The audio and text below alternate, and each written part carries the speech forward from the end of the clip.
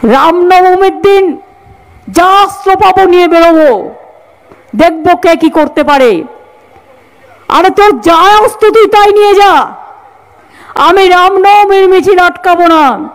কিন্তু মনে রাখো, মিছিল আমরাও করবে, তোমরাও করবে। রমজান মাসও চলছে, রোজার মাসও চলছে। একটা মুসলিম এরিয়ায় গিয়ে হামলা করলে মনে रखो तार विरुद्ध आईनत पदक्षेप नेबे। देखिए, सीएम के बयान को हमने भी सुना, उनकी नेक नियति हो सकती है, लेकिन ऐसा लगता है कि उसके वजह से ये मामला और बिगड़ा। उनके बयानात जो थे, बयानात अच्छे हो सकते हैं, हमारी फिक्र हो सकती है उनको, और भी कम्युनिटी की फिक्र हो सकती है, लेकिन बयानात आने के बाद जो है ये रिएक्शन और ज्यादा हुआ। हावड़ा शिवपुर में रामनवमी के आड़ में हुए फिरका वाराना तशद्दुद के बाद न सिर्फ इलाके में तनाव का माहौल है, बल्कि इसका बुरा असर स्टूडेंट के एजुकेशन पर भी पड़ रहा है। पहले तो कोविड की वजह से स्टूडेंट के कैरियर के साथ खिलवाड़ किया गया, और अब इलाके में इस तरह का दंगा भड़काकर स्टूडेंट के फ्यूचर के साथ खिलवाड़ किया जा रहा है। इलाके में तनाव का माहौल होने की वजह से हावड़ा शिवपुर के तमाम स्कूलों को बंद कर दिया गया है। इन दिनों स्कूलों में एग्जाम का मरहला भी स्टार्ट है। इस दंगे का खौफ का असर हावड़ा हाई स्कूल पर भी देखा गया, जहां बैक वक्त तकरीबन 1800 से ज्यादा स्टूडेंट दूर दराज से एजुकेशन हासिल करने आते हैं, मगर जुमा के रोज स्कूल में सिर्फ और सिर्फ एक स्टूडेंट की हाजिरी होती है। हावड़ा हाई स्कूल के हेडमास्टर आफ्ताब आलम ने एसटी न्यूज कोलकाता से खुसूसी बातचीत के दौरान एडमिनिस्ट्रेशन को पूरे तौर पर फेलियर करार देते हुए कहा कि शनिचर को हायर सेकेंडरी के ज्योग्राफी और साइंस का प्रैक्टिकल एग्जाम है। सोमवार से तमाम क्लासेस के एग्जाम होने हैं। ऐसे नाजुक हालात के मद्देनजर एग्जाम को पोस्टपोन करना पड़ रहा है। इस फिरका वाराना तशद्दुद के सबब स्टूडेंट का तालीमी माहौल भी डिस्टर्ब हो रहा है, जिसका जिम्मेदार प्रशासन और सरकार को ठहराया गया है। कौन कौन से एग्जाम आप लोगों को कैंसिल किया जा रहा है इस हंगामे के आड़ में? कल 11 क्लास का जो है ज्योग्राफी का प्रैक्टिकल था, उसके अलावा साइंस का प्रैक्टिकल एग्जाम था।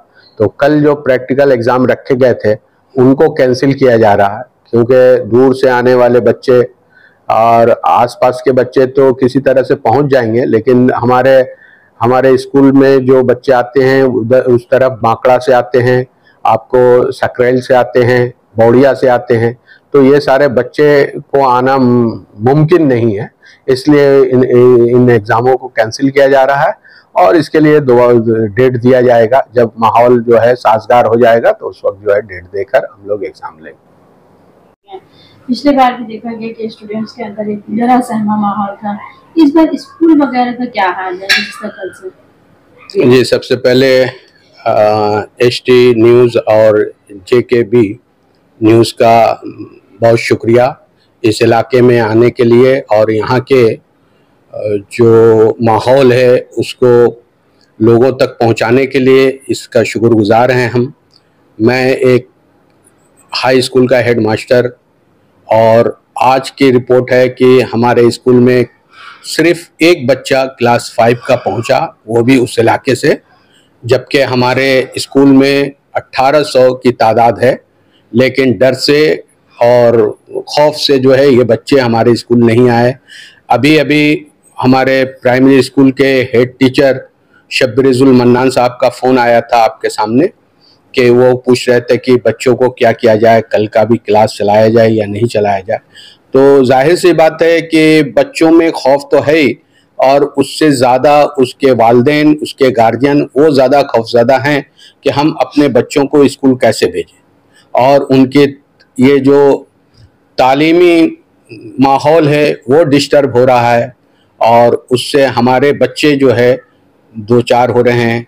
तो हम समझते हैं कि ये एक हमारे लिए बहुत अफसोसनाक बात है कि इस इलाके में हर साल रामनवमी के मौके पर इस तरह का माहौल क्रिएट करना, और ये रमज़ान का महीना चल रहा है। रमज़ान के महीने में तमाम मुसलमान ये इस महीने का इंतज़ार करते हैं कि अल्लाह ताला जो पूरे साल जो है उनसे कोई लग़्ज़िशें हो जाती हैं, तो उनकी माग़फ़रत कराने के लिए इस महीने की तलाश करते हैं।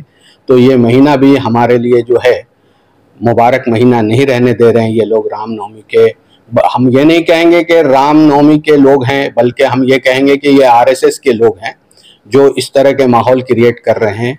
और उनके इशारे पर देखा गया कि हाथों में बहुत सारे अस्त्र लेकर, यहाँ तक के पिस्टल लेकर हुई सामने आए हैं। वो वीडियो में देखा जा रहा है, तोड़ फोड़ किए हैं और बहुत नुकसानात पहुंचा है। किसकी चूक की वजह से इतना बड़ा इंसिडेंट बार बार हो रहा है उसी प्लेस पे? देखिए, हम ये कहें कि हर स्टेट, हर डिस्ट्रिक्ट या हर इलाके का एक एडमिनिस्ट्रेशन होता और एडमिनिस्ट्रेशन ही हमारा निगहबान होता। अगर एडमिनिस्ट्रेशन ठीक और सिक्योरिटी टाइट रहे तो कोई जो है परिंदा पर नहीं मार सकता है। लेकिन इनकी चूक हो रही है जिसकी वजह से हम आपस में लड़ जा रहे हैं या कोई हमारे ऊपर हमला कर रहा है या हमको तरह तरह के जो है ताने दे रहा है और इस तरह का स्लोगन लगा रहा है रामनवमी के मौके पर कि हिंदुस्तान में रहना होगा तो राम राम कहना होगा। ये कहाँ की बात हो गई? तुम राम के मानने वाले हो, हम अल्लाह के मानने वाले हैं। हम तो ये नहीं कहते हैं कि तुमको अल्लाह अल्लाह करने होगा, तुम क्यों कहते हो कि राम राम करने होगा? तो ये जबरदस्ती की बात है। आरएसएस वाले इस तरह से हम लोग को उकसाने के लिए इस तरह का स्लोगन उन लोगों को सिखा कर लाते हैं। और जब यह माहौल जब रोड पे देखा जाता तो आपको अंदाजा होता कि किस तरह से हमारे छोटे छोटे बच्चों को, स्टूडेंट्स को और वहाँ के लोगों को उकसा रहे थे और तरह तरह के नारे लगा रहे थे, जबकि हमारे बच्चे खामोश खड़े हुए थे। ये नहीं हुआ तो वो लोगों पत्थर चला फेंक कर मारे और उसी में दूसरे जो है वीडियो करके कि इस पे पत्थर फेंका गया है ये इल्जाम लगाए। और जबकि ये हकीकत ये है कि बरक्स हुआ इस तरह से कि उन लोगों ने पत्थर फेंक कर मारा और उसके रिएक्शन में जब हमारे बच्चे सामने आए, उन लोगों से टकराए तो इस तरह का माहौल बरपा हुआ। बंगाल में हमेशा से हिंदू मुस्लिम भाईचारगी जो है बहुत ही हम लोग एक जो है एकजहती के साथ जो है यहाँ जिंदगी गुजारते हैं।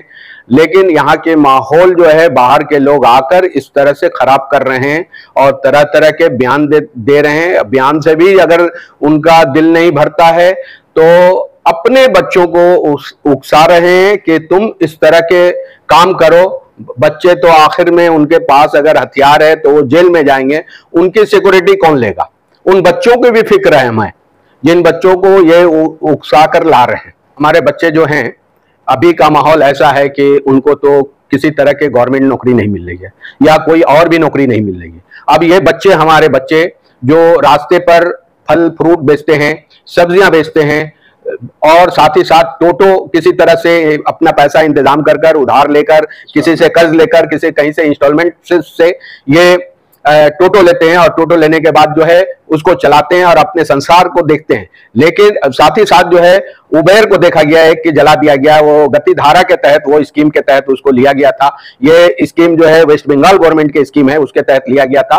और वो उनका तो कोई पार्किंग नहीं है, पार्किंग में जहां रास्ते किनारे में लगाए हुए थे उसको जला दिया गया। और क्या ये रामनवमी के साथ जो ये प्रोसेशन में लोग आते हैं इसी घर से आते हैं कि फल बेचने वाले, सब्जी बेचने वाले टोटो जिस पर जो है 786 लिखा रहे या फिर और कोई इस तरह से केजीएन वगैरह लिखा रहे, उसको जो है जला दे, उसको तोड़ दे, उसको पलट दे और आगजनी करें।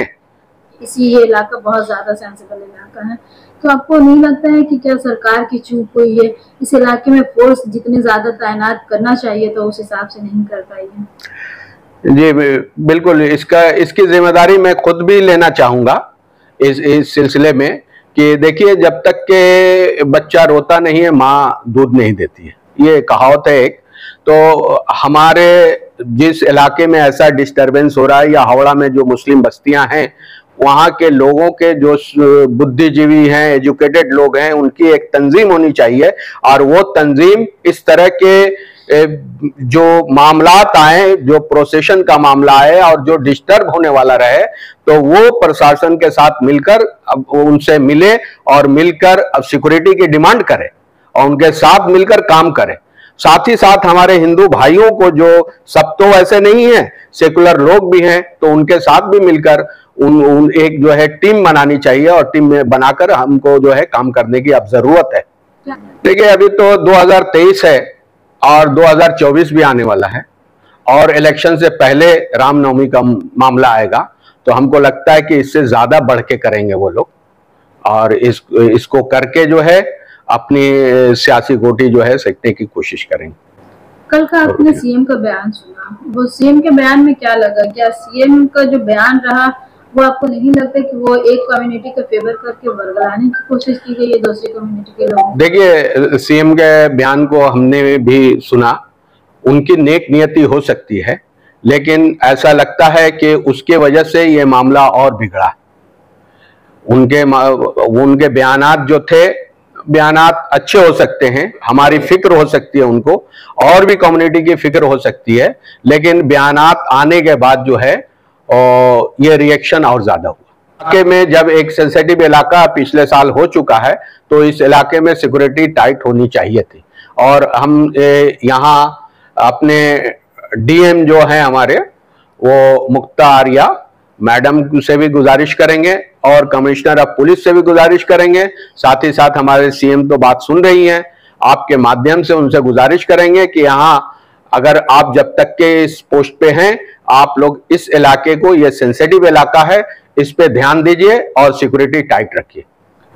आपको नहीं लगता कि अरूप राय और सरकार पूरे तौर पर फेलियर है? देखिए, जब कोई मामला हो जाता है तो ये तो कह सकते हैं कि फेलियर है। अब ये सरकार की नाकामी हो, एडमिनिस्ट्रेशन की नाकामी हो, नाकामी तो है, इसको कहने में कोई हमको दिक्कत नहीं है। आखिरी क्वेश्चन, स्कूल का प्रोसेस आप लोग कब से शुरू करेंगे? कब से इम्कान है कि बच्चे आएंगे? हमारा स्कूल जो है ये आज फ्राइडे जुमा के दिन और कल शनिचर 2 दिन क्लास चलते, उसके बाद सोमवार से जो है फर्स्ट समेटिव टेस्ट शुरू होने वाला। अब देखा जाए, कल हम मीटिंग करेंगे, मीटिंग करके टीचरों से बात करने के बाद ही किसी नतीजे पे पहुंचेंगे कि क्या इसको और एक्सटेंड करने की जरूरत है या ये लॉ एंड ऑर्डर जो है हमारे प्रशासन या जो कमिश्नर है या डिस्ट्रिक्ट डीएम है वो इसको मेंटेन कर पाएंगे। अगर वो मेंटेन कर लेते हैं तो हमारा जो है टाइम से ही एग्जाम शुरू हो पाएगा। तो यही चीज जो है गोदी मीडिया जो वाले ऑब्जर्व करके, इसी को देखकर वो ग्राउंड जीरो पर जा आकर वो रिकॉर्डिंग नहीं कर रहे हैं, रिपोर्टिंग नहीं कर रहे हैं, बल्कि दूर यहाँ से 1400 किलोमीटर दूर दिल्ली में बैठे हुए वहां से ये कहते रहे कि ये प्रोसेशन जो है शांतिपूर्ण तरीके से जा रहा था, उस पे मुस्लिम लोगों ने पथराव किया और पथराव करके उसको उस प्रोसेशन को डिस्टर्ब किया। जबकि यह ग्राउंड जीरो पर आते तो उनको अंदाजा होता कि वो कैसे कैसे नारे लगा रहे थे, हमारे बच्चों को उकसा रहे थे।